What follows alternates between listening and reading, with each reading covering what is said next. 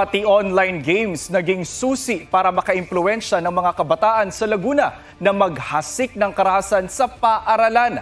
Nasagip sila ng mga otoridad, sinailalim sa counseling at binabantayan lalo't nagbalik eskwela sila. May report si June Veneracion. Tipikal sa mga kabataan ang paglalaro ng online games. Libangan para sa ilan, meron namang dito na nakababad.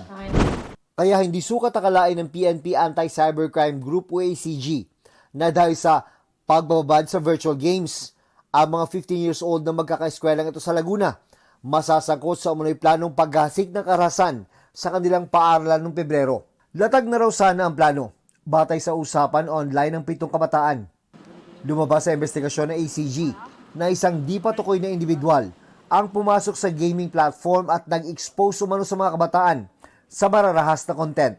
Meron naman na pinapanood nila yung mga violent personalities, isang mga sikat na mga mass murderer, mga involved sa mga karumal-dumal na krimen.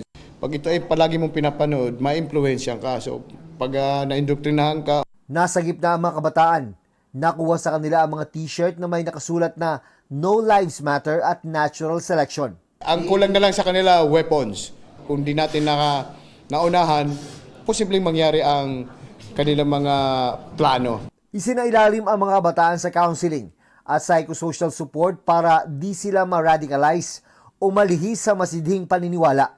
Sabi ng ACG, balik eskwela na ang mga kabataan pero kailangan pa ring bantayan.